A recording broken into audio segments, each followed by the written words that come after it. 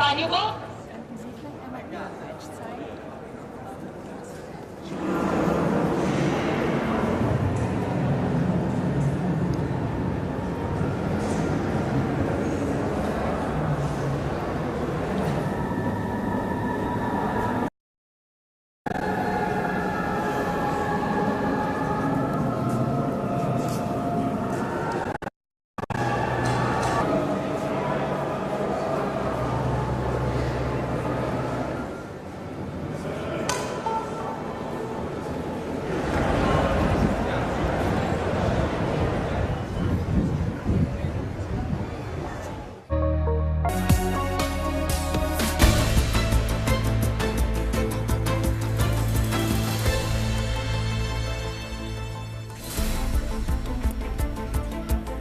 Hello and welcome to a special report on Euronews. I'm Maria Tadeo and we're coming to you live from Évian on this third and final day of the G7 summit, where leaders from Canada, Japan, Italy, France, the United Kingdom and the United States have ended 3 days of meetings, and they've done so with a joint declaration in which they reiterate, quote, the unwavering support to Ukraine when it comes to its fight defending its territorial integrity. They have also pledged more sanctions on Russian energy and also expressed support for that deal. This has dominated the talks, that deal between the United States and Iran to establish a framework to end the war. Now, the president of the U.S. also insisted that this Strait of Hormuz will open on Friday and the deal will be signed quickly. There's speculation at this hour that the ceremony to do so could be moved forward to tomorrow. Meanwhile, the French president, the host of this G7, telling reporters that the summit was, quote, a turning point for Ukraine and is now a turning point too for the dynamics of the battlefield. He also said he managed to bring in forces from the different leaders to have real convergence when it comes to some of the big geopolitical issues playing out. Let's take a look. Je dis bravo parce que il n'a échappé à personne que ce G7 se tenait. I say congratulations because it has not escaped anyone's attention that this G7 was held in an extremely difficult context. This G7 is objectively a success. It was a moment of unity, quality discussions and true cooperation. De vraie coopération. And that was the French President Emmanuel Macron hailing a successful meeting. It was a success if we compare it to a year ago in Canada, which was a disaster. There's been a lot of conflict and confrontation among the U.S. and certainly the European part of the G7, but they have managed to produce this joint declaration, and French diplomats told Euronews that they certainly believe this was a summit that ended without any major issues and pointed back again to that word, convergence. The other man of the hour, of course, is President Trump, who once again defended today that deal with Iran. We have not seen the text of that memorandum of understanding. There's a document that has circulated here in Évian pointing to 14 points. It's a 2-page document that would see, in broad terms, Iran giving up a nuclear weapon in exchange for a financial package. The president of the U.S. also said if they do not comply, Iran will get, quote, bombed again. Let's take a look. This is a memorandum of understanding, but it's a very strong one. This isn't just like a 2-paragraph. This is a long, pretty detailed memorandum that goes into a regular contract. I would think they would do it. If they don't, then that's okay. We'll have to start the process again. And they want to make a deal. They are so ready to make a deal. Yeah. That's the president of the U.S. repeating he has built, quote, a wall so that Iran does not get a nuclear weapon. The president of the U.S. will now head to Paris to a ceremony at the Palace of Versailles, celebrating in principle 250 years of friendship between France and the United States. But that is also a charm offensive by President Emmanuel Macron to have the summit go out without incidents. And if you listen to the French diplomats today, they would say that was exactly the case. But let's debrief more on this point with our reporter Angela Skujins, who has been following the G7 summit from 7 in the morning until 10 p.m. This has been a very difficult, long summit, Angela. But to that point, was this really a successful G7? Of course, the French have to sell it like a victory and a win, but was it really? Yes, good evening, Maria. So it's certainly being interpreted around Lake Geneva as one G7 summit that has gone off effectively without a hitch. The big question here in the run-up to these talks was whether Trump would play ball, whether there would be a diplomatic incident. As far as we've seen, nothing of that ilk has happened. Trump was particularly effusive regarding these talks, telling reporters at a press conference that the summit has been great, also saying that the French President Emmanuel Macron has done a good job. But European leaders are particularly happy that not only this optimism was expressed vocally, but it matches what has been put to paper. A statement was released late last night regarding those geopolitical issues and crises. One of the most important points here, of course, being support for Ukraine. There are 4 points in this document. The first, arguably the most important, in which it states, "We, the leaders of the G7, stand united in our unwavering support for Ukraine in defending its freedom, sovereignty and territorial integrity." Now, after this, we saw statements regarding beefed up air support for Ukraine, such as giving the war-torn country the licence to develop military capabilities, such as the Patriot air defence missile system, and creating a fund that should help Ukrainians endure winter. We know that the Kremlin is infamous for those brutal attacks on the country's energy infrastructure. So the Europeans are particularly happy. Macron said that this has been a massive turning point when it comes to Ukraine. The European leaders are also impressed regarding that MOU, that Memorandum of Understanding, when it comes to ending 15 weeks of fighting between the United States and Iran. And of course, Angela, that is for the statement. We should point that the president of Ukraine did meet briefly in a group setting with the president of the U.S., but they did not get that bilateral. There had been speculation that perhaps the two could sit down together. And in that statement, too, if I may add, the G7 leaders also agreed to increase sanctions on the Russian war machine. That means the oil and it means the energy. And of course, there's a clear connection with the Strait of Hormuz because the U.S. had waived some of the sanctions on Russian oil because the strait was shut. In principle, Angela, the Strait of Hormuz should reopen on Friday, but I want to pick up on that deal. We saw the president frustrated at the leaks, and we also saw the president in the past hour suggesting that the ceremony on Friday could be brought forward to tomorrow. What do we know at this hour? Yes, so certainly everything is up in the air at this point, but the deal was meant to be finalised on Friday. J.D. Vance, Trump's second-in-command, going there to sign it alongside his Iranian contemporary. But we've also seen leaks regarding this agreement allegedly shared among the G7 leaders here in Geneva. But the sources that Euronews has spoken to state that this Memorandum of Understanding should comprise 14 points over 2 pages, the most important being the fighting will stop within 60 days, the Strait of Hormuz will open on Friday, and that the US will lift its sanctions on Iran. But this really hinges on the fact that Iran will not develop nuclear capabilities. But there's also a very contentious point here that the United States and its regional partners commit to establishing a fund of at least $300 billion that should finance the reconstruction of Iran. Trump has lashed out against this, stating that this is fake news. So hopefully we can put all of these rumours and speculation to bed when this deal is finalised on Friday. But as you rightly pointed out, this could happen as early as tomorrow, Maria. And that's a lot of money, of course, $300 billion to reconstruct Iran. But let's go back to our top story, and that is the G7 coming to an end. The French president hailing a success. And earlier I spoke with Bruno Le Maire. He is his former finance minister, the longest serving finance minister of France. He participated in talks in 2019 at the French G7 at the time in Biarritz. President Macron was the president of France at the time, but also President Trump was in his first term. He told me it's good news. There was a joint statement, but when it comes to everything else, certainly that Iran deal, it's not a good deal. Let's take a look. I think that the final declaration of the G7 countries is a very strong and a very good one. All the points that we have on Ukraine are really significant and show a full support of G7 countries to Ukraine and to the opposition to the Russian attack. The fact that G7 countries seem to be able and ready to provide long-range missiles to Ukraine is quite good news. The fact that the United States of America stand ready to trigger new economic sanctions against Russia is also good news to put that war to an end, to a ceasefire, and to really put a limit to Vladimir Putin. I also think that on the global imbalances, France and President Macron were right to underline that these global imbalances between the US, Europe and China are not for the benefit of all the countries in the world and must be changed. I don't want to spend too much time on President Trump, but he is going to a dinner in Versailles. Was that a step needed in terms of diplomacy to get this deal done? There's been suggestions that perhaps it is too much now. We all are aware of the difficulties that we are facing in the relationship between Europe and the US.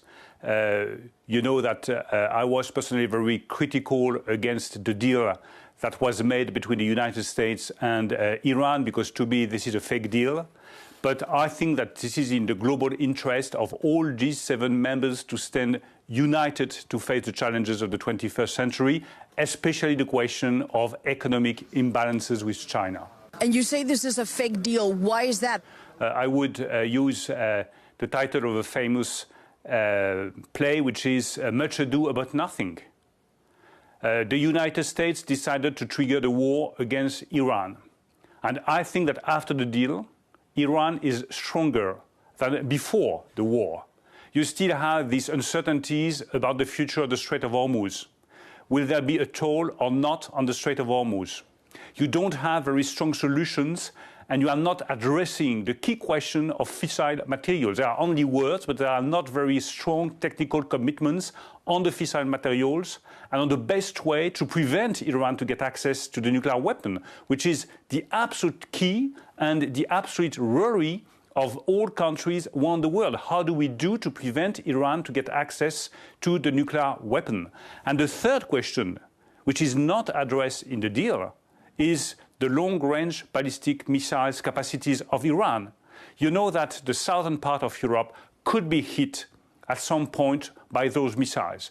Not addressing the threat posed by the Iranian missiles is, to me, a mistake and could be a threat on the long term. You have said at times that the way that Trump negotiates, and you've seen it firsthand because you were involved directly in those talks, is sometimes and oftentimes brutal.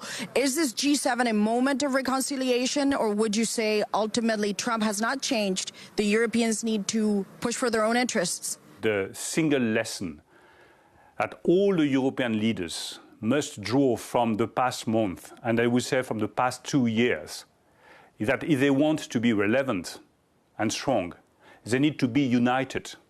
And they don't need to be united with the 27 member states. They need to give a new impetus to the European construction by building a European with 6 core countries: France, Germany, Italy, Spain, Poland, and the Netherlands. They should put on the table some key issues on which they want to deliver, either the question of Iran or the question of Ukraine, or the question of building chips capacities on the European soil, or the question of energy and nuclear energy. 6 countries instead of 27 countries is the best way of reinforcing Europe, of facing the threat posed by many empires around the world, and to get some concrete results. You know, we cannot accept anymore to be blackmailed by the US administration. And sir, just as a final point, how do you deal with a power like China? Well, of course, we should avoid any kind of trade war with China.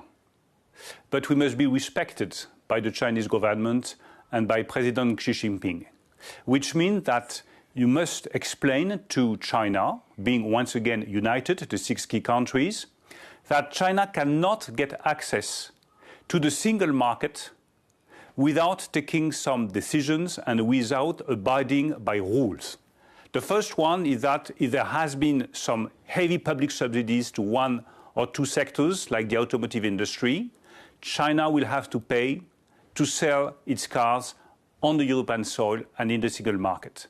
Second, we must put in place a rule of European content, and a real rule of European content, not the one extended to 90 other countries, but a rule of European content limited to the single market and to the European producers. Third, we need a transfer of technologies. A very last point, but which is absolutely key, that must be addressed at the level of the G7 with the United States, Europe, and all the Western countries is the fact that the Chinese currency is underestimated and underrated. This poses huge problem for the competitiveness of the European and the US industries. And that was Bruno Le Maire, the former French finance minister who worked very closely, of course, with President Macron. Now, to go back to our top story today on Special Report on Euronews, Iran and that deal cut by the president of the U.S. We see now the helicopters, President Trump heading to Paris for a dinner. Major questions still around this framework to end the war. To debrief, let's go now to Leslie Vinjamori. She is the president and CEO of the Chicago Council of Global Affairs. Leslie, thank you so much for joining us. I got to be honest, this morning I told my producers we have to talk to Leslie because you have years of experience on this particular matter. When you look at everything that's been said, the leaks, the president still defending the deal, that ceremony on Friday, is this a good deal really for the U.S. and for global security? I mean, we all know the devil is in the detail, but it's also, in this case, going to be in the implementation. And with the president that is so complex and so high stakes, I think we, quite frankly, have way too much focus on the deal. I think we all know, A, that the top prize in the short term is getting the Strait open. And those next 60 days are crucial if this proceeds to getting a negotiation that deals with the question of Iran's nuclear enriched uranium, lifting of sanctions, lifting of those frozen assets. Those are all critical negotiating details. We are going to be watching this for some time. But I think what we know already is that Iran has emerged from this very strong because it has that lever, which is control over the Strait. President Trump is in a difficult position because he's having to defend himself and say that, the deal that he hopes to get will be better than the deal that he abandoned in his first administration. And while Iran is, militarily weaker, it still has plenty of capability to be disruptive. So this is a tense, difficult situation. And when you add on top of that and below it, a volatile president in the White House, all bets are off. And Leslie, to that point, you say Iran is going to come out of this stronger. Why? Because the message that we've heard repeatedly from the administration today is that the top leadership is knocked out, they've done a lot of damage, and the army is gone. What makes you believe that? Look, Iran has decided, it's discovered what its source of power is when it comes to the United States, the Gulf, and the global economy, and that is being able to shut down that traffic, the Strait of Hormuz. It's clearly managed to get hold of things in the aftermath of the very damaging military attacks. Its leadership, it has a leadership intact. So I think, the rhetoric that's coming out of the U.S. administration, unfortunately, first of all, it's all over the map. It's not clear and consistent.